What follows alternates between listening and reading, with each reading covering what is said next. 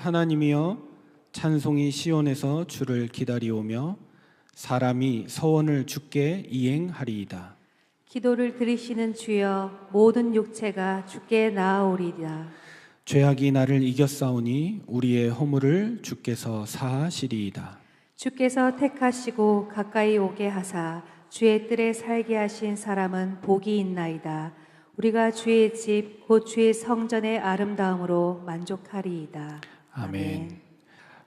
나라는 찬양을 오늘 찬양대에서 고백을 했는데, 공평하신 하나님께서 나에게 없는 것, 남이 모르는 것 나에게 주시고 갖게 하셨다. 이 고백이죠. 감사에 대한 고백 아니겠습니까? 저 찬양을 지으신 분은 소아마비 때문에 말 한마디를 하려면 입을 몇 번을 돌리고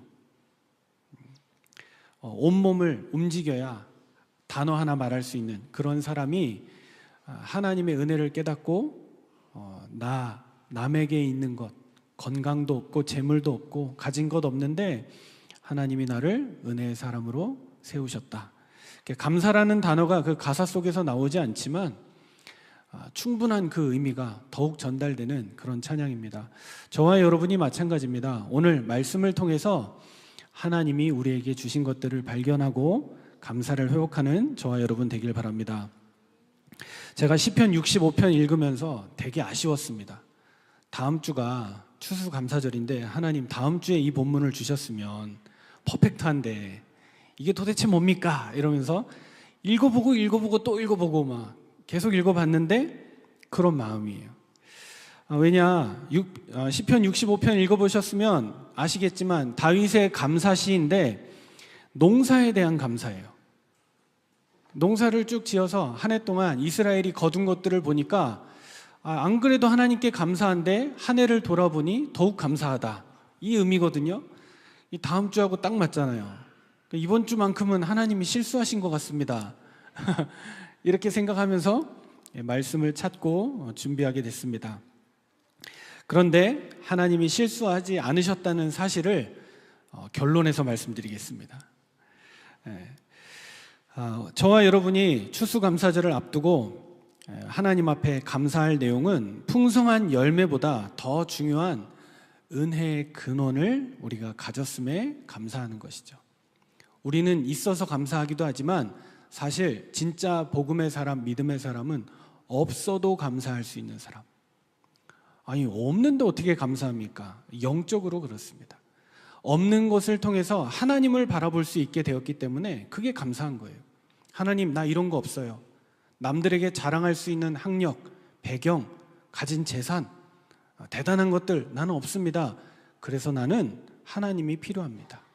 이런 고백이 오늘 진정한 감사에 대한 거죠. 그래서 다윗의 감사는 환경에 대한 감사가 아니었고 하나님과의 관계, 하나님의 언약이 있음에 감사하는 고백이 오늘 시편 65편의 내용입니다. 그래서 세 가지를 보면 되겠습니다. 첫 번째는 다윗은 은혜에 감사했습니다. 무슨 말입니까? 1절에서 4절에 보면 하나님께 예배할 수 있는 것이 너무나 감사합니다. 이것이 다윗의 고백이었습니다. 한번 보시죠. 1절에 하나님이여, 찬송이 시온에서 주를 기다리오며 사람이 서원을 주께 이행하리이다. 무슨 말이냐? 감사의 첫 자리가 무엇입니까? 예배입니다. 찬송, 시원, 서원 다 뭘 말하는 거죠? 예배를 말하는 거예요. 저와 여러분이 오늘 복된 주일을 맞아 하나님 앞에 나와 예배할 수 있다. 가장 축복의 사람입니다. 대단한 자리 많죠. 좋은 자리 많습니다. 휴일 아침에 편히 쉬면서 조식 뷔페도 하고 좋은 데 가서 바람도 쐬고 이제 가을이 거의 끝나가는데요. 얼마나 좋은 시간 많습니까? 근데 그 모든 것들을 초월하여 지구상 인간이 할 수 있는 가장 숭고한 행위, 가장 축복된 행위, 예배의 자리에 나올 수 있는 것이 최고 감사임을 회복하는 저와 여러분 되길 바랍니다. 그 단풍은 집에 가면서 보시면 되겠습니다. 집 끝나고 가실 때 우리 남편분들 제발 밥 차려라 이런 거 하지 마시고 주일 저녁은 아름답게 외식, 그죠? 남편들 꼭 새겨 들으세요. 믿음이 없으면 센스라도 있어야 돼요. 주일날 예배 드리고 왔는데 뭐 밥 차려라, 뭐 배고프다, 뭐 이런 거 하지 마시고 근사한데 집 가까운데 가셔서 좋은 음식도 나누시고 다정한 기도 제목도 나누시고 당신이 하나님이 내게 주신 축복의 완성입니다. 이런 표현도 하시고 안 하실 것 같네요. 네, 하시기 바랍니다. 해야 가정이 살아납니다. 남편들이 겸손한 마음으로 주를 모시고 섬기고 그리고 아내를 돌볼 때 가정이 살아나게 됩니다. 감사가 무엇이냐? 하나님께 나아올 수 있는 특권에 대한 것이에요. 그냥 하는 게 아닙니다. 지구상의 수많은 영혼들, 아주 성공자들, 엘리트들 어느 정도냐? 자기들은 워라밸이 없대요. 무조건 일이래요. 그들이 모르고 있는 게 뭘까요? 하나님을 향한 경배를 몰라요. 예배를 몰라요. 우리 흔히 하는 옛날 동화인데 그런 얘기 있습니다. 어떤 사람은 두 나무꾼이 나무를 했는데 한 나무꾼은 열심히 나무만 패는 거예요. 한 나무꾼은 50분 패고 10분 쉬고 쉬는 동안에 뭐예요? 날 갈고. 이게 영적인 이야기라고 여러분 믿어지십니까? 우리가 하나님 은혜 안에서 쉼을 못 얻으면 결국은 복음 모르고 내가 추구하고 내가 계획한 대로 되어지지만 그 이후를 장담할 수 없는 인생.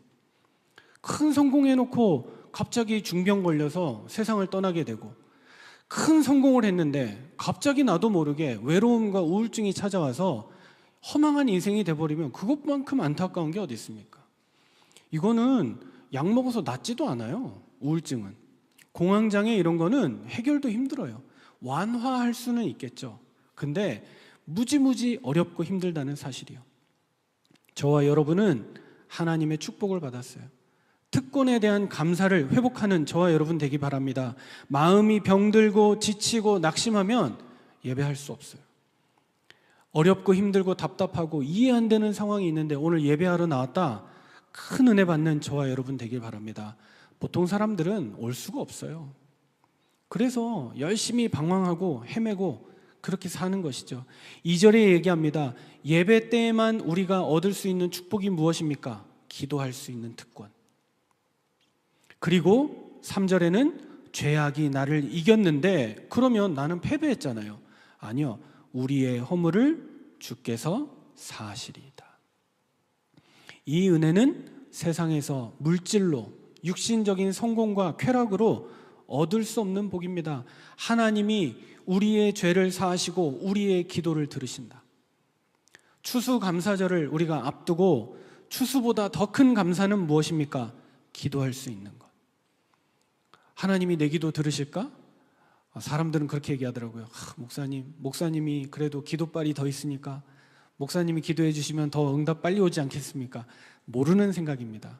구원받은 자에게 동일한 기도의 축복과 은혜가 있습니다. 여러분이 언약 붙잡고 기도하면 하나님의 그 처소가, 그 시온이, 그 서원이 우리 안에서 이루어진다는 사실을 기억하는 예배가 되길 바랍니다. 죄사함 어떻게 받아요? 천주교는 이거 받으려고 고해성사하러 가잖아요. 신부님 앞에 가서 죄를 고백하고 신부님이 사도신경 100번 외우세요. 주기도문 100번 외우세요.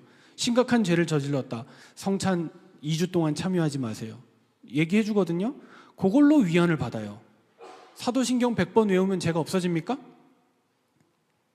조금 나은 사람이 될 수는 있어요. 죄사함은 그걸로 이루어지진 않아요. 저와 여러분은 그리스도의 십자가와 어린 양의 피 언약을 붙잡고 있기 때문에 언제든지 우리의 문제와 죄, 주님 앞에 고백하면 주님이 깨끗하게 하신다. 이 사실을 기억하시기 바랍니다. 그래서 찬송가 438장에 이렇게 고백하잖아요. 할렐루야 찬양하세 내 모든 죄 사함 받고. 이 고백이 여기서 나오는 거예요. 내 영혼이 은총 입어. 이 찬양을 버틀러 목사님이 지으셨는데 이게 이 목사님의 고백이 아니라 어떤 마음에 충한 죄짐을 가지고 있던 성도가 집회에 참석했었나 봐요. 말씀 듣다가 너무 은혜 받아서 벌떡 일어나서 얘기한 거예요. 뭐라고 얘기했냐? 저는 방금 전까지 죄와 수치 속에서 살았습니다. 그러나 지금 이 시간 예수 그리스도가 내 안에 계심을 깨닫고 주님 안에서 자유함을 얻었습니다. 주님이 내 영혼을 살리셨으니 저도 이제 예배하고 노래할 수 있습니다. 이 고백을 들은 목사님이 감동이 되어서 438장을 지으신 거예요. 내 영혼이 은총 입어 중한 죄짐 벗고 보니.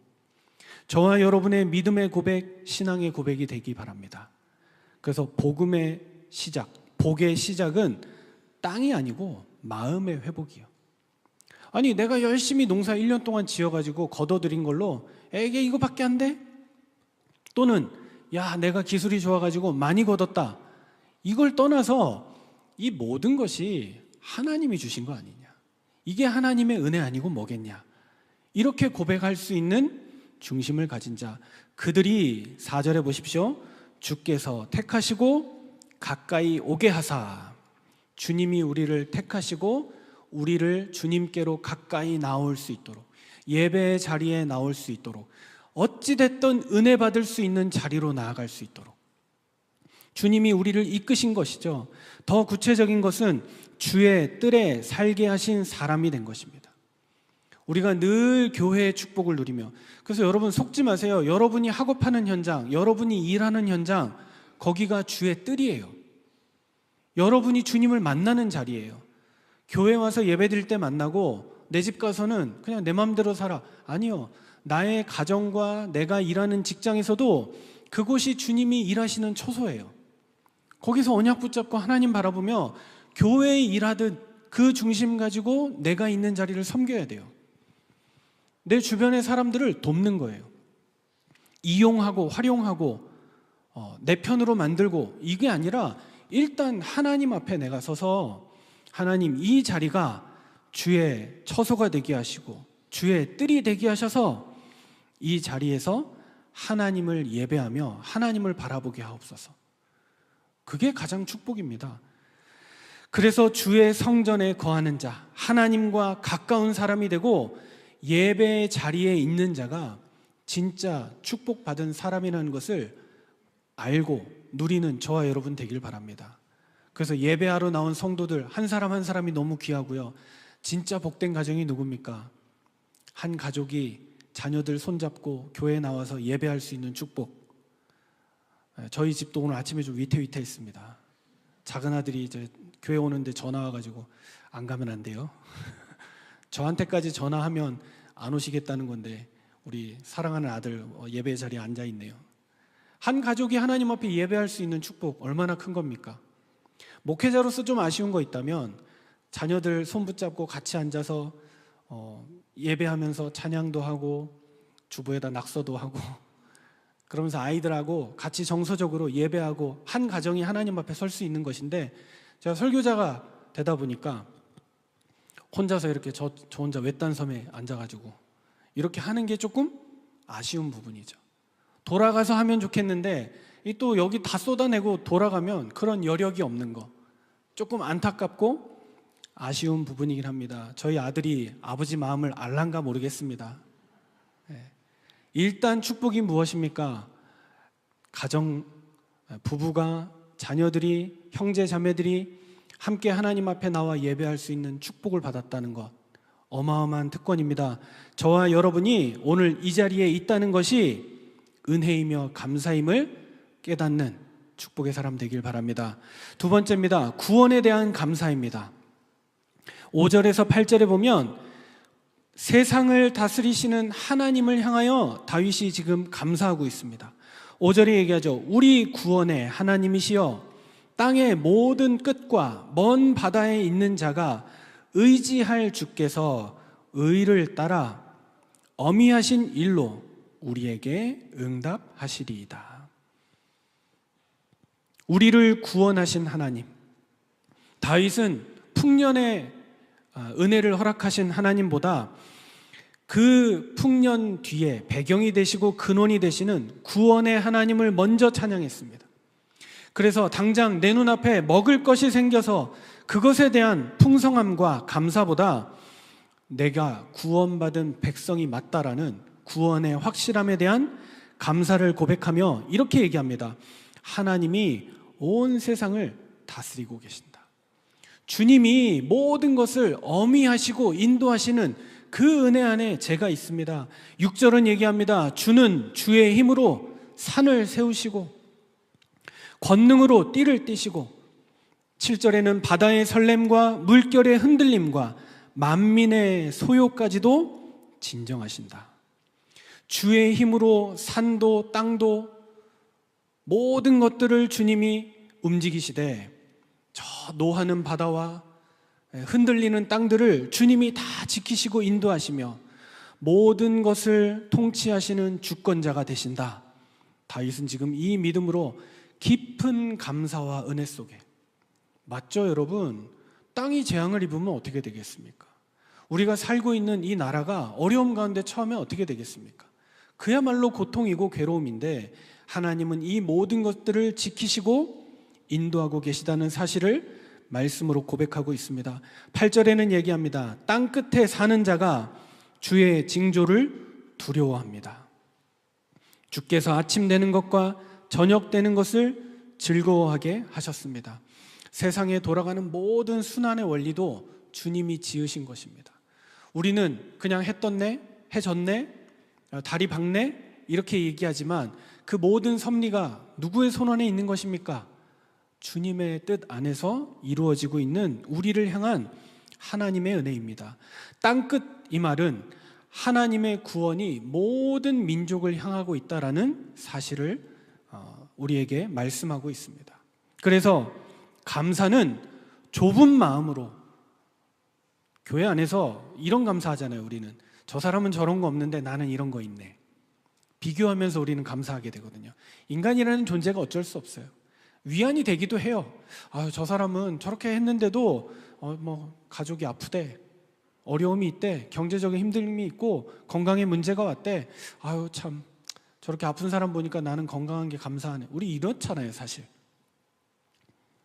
그런데 지금 다윗은 감사를 고백할 때 내가 왕 됐는데 우리나라가 복받아서 감사하다, 이 정도가 아니라, 좁은 마음의 감사가 아니라 열방을 향하여 시야를 넓히고 나니까 그래 맞다, 이 지구상에 있는 모든 생명들을 주님이 다스리시고 지키시는데, 이 고백이 나온 것입니다. 다음 주 우리가 추수감사절 예배 드릴 때 마찬가지입니다. 우리가 힘이 없더라도 이 중심을 가져야 되겠습니다. 여러분, 대한민국처럼 복받은 나라가 어디 있습니까? 저와 여러분처럼 축복받은 백성들이 어디 있습니까? 우리 어른들은 정말 어려움 당하고 1년에 목욕 2번 하시고 그때는 목욕탕이 잘 됐잖아요. 왜냐, 평소에 샤워가 불가능한데, 제가 아파트 21층에 사는데 틀면 물이 나옵니다. 감사가 없네요 여러분. 저기 아프리카 오지 이런 데 한번 가보실래요? 상하수도 없고 수도 없는데 한번 가보실래요? 어떻게 사는지? 빗물 받아서 겨우 살아요. 우리는 정수기에 물 내려가지고 그거 끓여서 커피 마시잖아요. 제가 갔던 선교지에 어떤 집사님 한 분이 믹스 커피가 너무 마시고 싶어가지고 현지인들한테 커피 한 잔 마시게 뜨거운 물 좀 달라 그랬더니 그 미얀마 그 옆에 흙탕물 흐르는 강 있죠. 강물을 떠가지고 끓여서 자기들은 그거 마시고 사나 봐요. 그걸 끓여가지고 해주셔서 보름 동안 계속 쫙쫙 해서 강제 다이어트하고 가셨죠. 그런 정서적으로 커피 끓여서 마실 거니까 물 좀 다오 하면 깨끗한 물 끓여서 줘야 되는데 강물 떠서, 그 사람들은 샤워하러 가면 밤에 조명 하나 없는데 그 강에 가서, 그래서 정해져 있어요. 남자들 씻는데 여자들 씻는데. 모르잖아요 우리는. 근데 놀라운 거 뭔지 아세요? 그렇게 악조건 속에서도 한국 대학생 청년 자매들은 아침에 화장을 다 하고 나타나요. 머리 다 말고. 와, 나 진짜 신기하더라고요. 미국 여자애들이 경탄을 하더라고요. 이런 똥물에서 어떻게 샤워하고 어떻게 했는지 모르겠는데 분명히 꽃단장을 하고 나타나요. 이야, 신기하더라고요. 아무리 가진 힘이 없어도 얼굴은 지키더라고요. 우리가 믿음을 지켜야죠, 하나님의 백성이. 그래서 저와 여러분이 가진 중심을 가지고, 하나님, 우리의 예배와 경배가 우리뿐만 아니라 우리와 관계된 현장, 저 땅끝까지도 살리는 하나님의 축복의 시간표가 되게 하옵소서. 진정한 감사가 무엇입니까? 나의 구원에서 시작되어 세상의 구원으로 확장되는 거예요. 우리 라이트온 교회의 사명입니다. 우리만 밝게 빛 비추고 살자가 아니라 우리의 빛을 통하여 어둠 가운데 있는 자들이 빛으로 나올 수 있도록, 그 은혜와 축복이 저와 여러분에게 나타나게 되기를 바랍니다. 세 번째, 그러면 생명에 대한 감사입니다. 무엇입니까? 이 생명이라는 것은 하나님이 주시는 풍성한 복 안에 거하는 겁니다. 9절에 얘기하죠. 땅을 돌보사 물을 대어 심히 윤택하게 하시며 하나님의 강에 물이 가득하게 하시고 이같이 땅을 예비하신 후에 그들에게 곡식을 주셨습니다. 하나님이 돌보고 계신다. 우리 교회도 마찬가지예요, 여러분. 제가 사람 이름을 좀 대서 그런데 이름을 한번 대볼게요. 우리 강정화 장로님, 김영기 장로님, 노지숙 성도님 3명만 됐어요. 더 많은데 특징이 뭐예요? 뭔 것 같으세요, 여러분? 제가 하나님 앞에 기도하면서 곰곰이 생각을 해봤어요. 이 3분의 특징이 뭘까요? 아마 생각하실 거예요. 돈이 많다. 아니에요. 공통점은 아니에요. 2분은 모르겠어요. 근데 제가 아는 한 분은 돈이 많지는 않아요. 그러니까 아니라고요. 이 3분의 특징이 뭐예요? 새가족이에요. 교회 오신 지 채 1년이 안 됐어요. 근데 교회를 사랑하고 하나님을 사랑하고 여러분을 섬기려는 마음에 헌신으로, 우리 강정화 장로님은 여러 가지 교회에 도움을 주고 계시고, 우리 김영기 장로님도 그 못지않게 중심 가지고 교회를 섬기고 돌보고 계시고, 우리 노지숙 성도님 이번에 깜짝 놀랐어요. 교회에 간판 공사해야 되는데 비용이 만만치가 않거든요. 글쎄요, 옛날 목사님들은 그냥 염치 없이 누구 보고 해, 그런 거 있잖아요. 강대상 필요하면 누구 보고 사라고, 그러면서 당신 축복받으라고.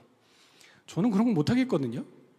우리가 믿음으로 하고 말지, 그거 하면 하는 거고 안 하면 안 하는 거지. 이번에 노지수 성도님이 교회 간판 자기 응답인 것 같다고 간판 하는데 헌금 본인이 다 하셨어요. 너무 하나님께 감사해요. 특징이 뭐냐? 하나님께 영광인데 특징이 뭐냐? 3분 다 새가족이에요. 교회 나와서 얼마 정착했다, 이제 좀 은혜 받고 자리 잡고 있다, 이런 분들이 교회를 위해서, 우리 성도들을 위해서 이렇게 헌신하고 애쓰고 하나님 앞에 헌신하는 거 보니까 이 말씀이 너무 맞아요. 하나님이 주신 복의 완성이에요. 땅을 돌보사 물을 대어 심히 윤택하게 하시며, 누가 하셨어요? 새가족을 누가 주관하세요? 우리가 불러왔나요? 아니요. 하나님이 우리에게 보내주신 축복의 사람들이잖아요. 이분들이 은혜 받아서 하나님 앞에 헌신하고 중심으로 드리는 거 아닙니까? 우리는 그 은혜에 감사하고 구원에 감사하며 하나님의 사람인 우리 교회 안에 있고 세워진 것에 우리는 그 은혜를 누리는 거 아닙니까? 저는 하나님의 교회와 하나님의 사람은 하나님이 돌보신다는 그 사실에 확신하게 되었습니다. 이 일을 통하여 더 그들의 산업과 그들의 생애를 하나님이 인도하신다는 것을 확신하고 축복하며 이 시간 말씀으로 증거하기를 원합니다. 그래서 말씀해 보십시오. 비와 강, 저 초장과 골짜기를 채우시는 분이 누구시냐? 하나님이시오. 왜 그렇습니까? 여러분, 우리는 잘 모르는데 비가 오면 그냥 오나 보다, 안 오면 안 오는가 보다. 있을 때 소중함이 모르는데 비 안 오면 어떻게 돼요? 난리 나요. 농사부터 시작해서 여러 가지 문제 와요. 나라 경제에도 큰 재앙이 돼요. 강이 있을 때는, 흘러갈 때는 잘 몰라요. 근데 강이 말라버리면 어떻게 됩니까? 보통 문제되는 게 아닙니다. 이 모든 것들이 생명을 돌보시는 하나님의 은혜입니다. 우리 라이트온 교회가 우리 성도들과의 모임과 예배와 모든 것을 통하여 하나님이 우리를 돌보시고 인도하시는 그 축복 속에 있음을 확인하는 저와 여러분 되길 바랍니다. 이런 것들은 우리의 노력이 아닌 하나님의 손길이다, 이 말입니다. 목사님이 열심히 해서, 아니요, 그렇지 않아요. 하나님이 우리 성도들을 통해서, 은혜 받은 자들을 통해서 일어나는 하나님의 손길이고 우리를 돌보고 축복하는 하나님의 도우심이다. 이것을 우리는 기억해야겠습니다. 10절에 보시기 바랍니다. 주께서 밭고랑에 물을 넉넉히 대사 그 이랑을 평평하게 하시고 또 담비로 부드럽게 하시고 그 싹에 복을 주신다. 생명, 그 작은 씨앗, 그것이 생명의 축복으로 말미암아 하나님의 은혜로 말미암아 심기어졌을 때 하나하나 열매를 맺고 뿌리 맺는 그 축복을 우리에게 얘기합니다. 하나님은 저와 여러분을 풍성하게 하십니다. 그래서 하나님의 강물은 마르는 법이 없습니다. 은혜의 강 속에 뛰어들어가 하나님이 공급하시는 그 축복과 그 능력 안에서 열매 맺는 저와 여러분 되기를 바랍니다. 우리 아침에 태용 군이 이제 결혼 앞두고 면담하러 와서 대화하는데 송지영 장로님 잠깐 간증하시더라고요. 아시다시피 송지영 장로님 건강이 불편하셔서 여러 가지 어려움이 있었고 결혼하시고 자녀가 아이가 잉태되지 않아서 많이 기도하시고 시간이 많이 지체됐는데 기도하다가 하나님이 생명을 주셔서 언약으로 붙잡은 아들이 이제 태윤이에요. 그리고 민지. 근데 일기를 늘 쓰셨더라고요. 일기장을 봤는데 다음 주 결혼이 11월 15일이잖아요. 태윤이 잉태된 날이 11월 15일이래요. 태 속에 아이가 생겼다라고 알게 된 날이. 그러니까 얼마나 감사합니까? 그 장로님의 기도와 믿음의 씨앗이 열매 맺어서 이제 결혼하게 되고 이제 태윤이를 통해서 또 아름다운 신부를 통해서 새로운 가정이 세워지면 그 자녀들이 또 후대를 생산하게 되고 이것이 하나님이 우리를 축복하시고 인도하시는 은혜의 원리이며 생명의 원리예요. 진짜 믿음으로 세워져서 온 가족이 하나님 앞에 신앙생활하고 그 응답과 축복을 누리도록 다음 주 이제 결혼 예식이 있는데 여러분들이 기도해서 같이 은혜를 나누고 한 가정과 가문이 살아나고 양 가문이 축복받는 그런 시간이 되도록 여러분 기도를 부탁드립니다. 11절에 얘기하죠. 주의 은택으로 한 해를 관 씌우시니 주의 길에는 기름 방울이 떨어지며 주의 은택으로 하나님이 은혜로 택하셔서 저와 여러분을 딱 세우시고 우리의 머리에 관을 씌우신다. 무엇을 말합니까? 생명의 면류관. 이번에 그 미국의 대통령이 와가지고 우리나라에 와서 왕관 받아갔는데 엄청 좋아하더라고요. 신앙이 있긴 한데 신앙도 있지만 이분이 자기 고집도 강한 것 같아요. 미국은 왜 세워진 나라죠? 왕 안 세우겠다고 세워진 나라잖아요. 근데 왕관 받고 되게 기뻐하더라고요. 그래서 미국 정신하고 안 맞는데 묘하다 그런 생각을 했습니다. 아무튼 미국 대통령이 금관 이거 받았는데 엄청 기분 좋아서 갔습니다. 마찬가지로 하나님이 또 생각해보면 참 재밌는 게 큰 나라에다가 받아야 기분 좋은 건데 작은 나라가 왕관을 선물했는데 그거 기쁘다고 받아가셨는데 왕의 면류관처럼 하나님이 우리를 부르셔서 야, 올 한 해 네가 진짜 믿음으로 잘 하나님을 섬기고 축복된 일을 많이 하였다.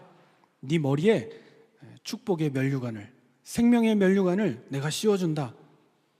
이렇게 얘기하면 우리가 얼마나 기쁠까요? 감사할까요?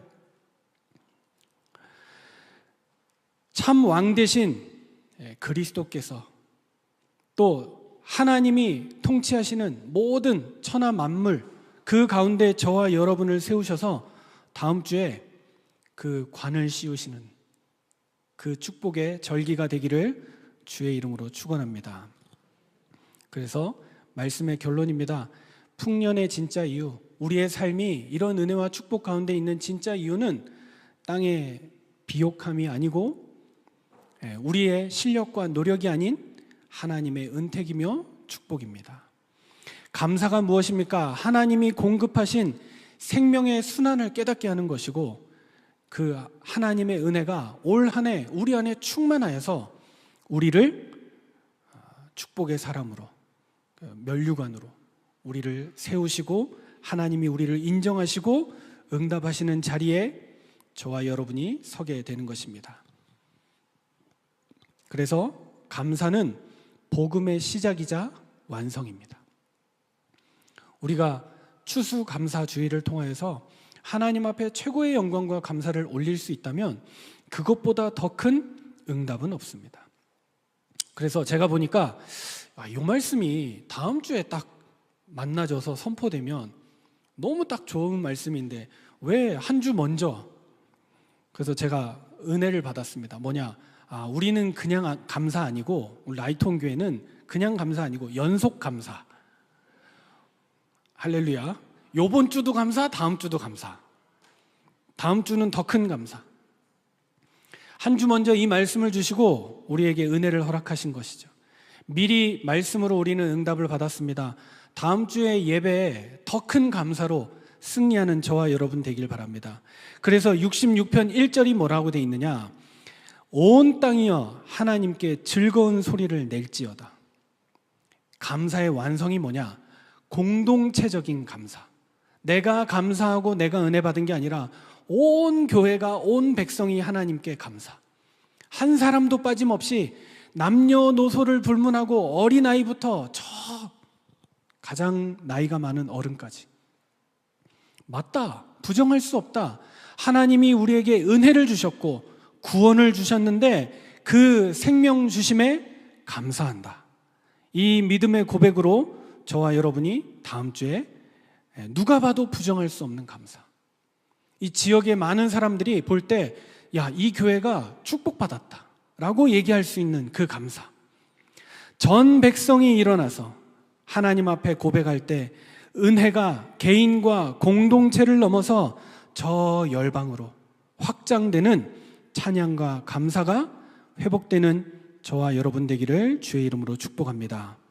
감사하지 않는 사람 결국 은혜를 잃어버리게 돼 있고 구원을 놓치게 돼 있으며 하나님이 주신 생명의 싹을 틔우지 못하게 돼 있습니다. 감사는 믿음의 언어입니다.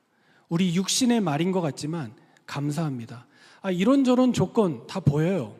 이 사람 보면 이런 문제 있고 저런 하자 있고 보여요. 근데 우리가 뭐라고 표현해요? 그래도 당신이 있어서 감사합니다. 이게 믿음의 언어라니까요. 특히 교회 안의 사역자들 꼭 가져야 되는 당신이 이걸 못 깨닫고 이걸 정신 못 차리고 이걸 못 알아채서 지금 이래서 문제 온 거야. 어려움 온 거야. 아니요. 그것도 다 하나님의 주권 안에 있는 거예요. 실수가 벌어졌습니까? 실수도 따지고 보면 하나님 계획 안에 있어요. 그것 때문에 내 믿음이 더 강해지고 하나님 앞에 서게 되고 하나님의 인도를 누리게 되면 하나님은 하실 수 있다. 그럼 목사님, 문제 있는 사람은 문제 있다고 얘기해야죠. 그러니까요. 그 문제를 누가 처리하시냐? 하나님이. 사람이 하면 또 문제돼요. 하나님이. 진짜 우리가 믿음 가지고 있으면 하나님께 맡길 수 있어요. 그래야 풍성한 열매가 우리의 삶 가운데 맺혀지고 우리의 눈은 은혜로 향하여서 하나님만 바라보고 서게 되는 것입니다. 이 말씀 붙잡고 한 주간 깊은 감사와 미리 감사함으로 다음 주 추수감사절을 통하여 큰 은혜 받는 저와 여러분 되기를 주의 이름으로 축복합니다. 기도하겠습니다. 살아계신 하나님, 한 해 동안 우리의 삶을 은혜로 관씌우시고 우리를 축복하신 하나님께 감사드립니다. 우리에게 주어진 삶의 풍년보다 더 크신 주의 은택을 바라보게 하시고 감사의 근원을 놓치지 않는 라이톤 교회 모든 성도 되도록 하나님 축복하여 주옵소서. 우리의 예배가 온전히 하나님을 향하게 하시고 구원의 은혜가 세상 끝까지 흘러가는 축복의 시간 되게 하여 주옵소서. 작은 감사가 큰 찬양으로, 우리 개인의 감사가 교회 전체의 찬양과 영광과 예배로 번질 수 있도록 주님 축복하여 주옵소서. 오직 주님께만 감사와 찬송과 영광을 올려드립니다. 감사드리며 그리스도 되신 예수님의 이름으로 기도합니다. 아멘. 기도하겠습니다. 살아계신 은혜의 하나님, 우리 삶의 모든 열매가 주님께로부터 왔음을 고백합니다. 우리를 구원하시고 우리에게 은혜 주시며 생명 주셔서 이 땅에 살아가게 하시고 또한 한 해 동안 우리의 땅을 돌보시고 우리의 영혼을 채워주신 주의 은혜에 감사를 드립니다. 이 예물이 우리의 감사의 고백이 되게 하시고 또 다른 영혼을 살리는 복음의 씨앗이 될 수 있도록 주님 축복하여 주옵소서. 오직 주님께만 감사와 찬송과 영광을 올려드리니 우리의 예배와 경배를 주님이 받아 주옵소서. 주 예수 그리스도의 은혜와 하나님의 사랑과 성령의 교통하심이 구원의 참된 감사를 가지고 하나님이 주신 복의 완성을 향하여 나아가는 모든 하나님의 사람들 머리 위에 라이트온 교회 위에 이제와 영원토록 함께 있을지어다. 아멘.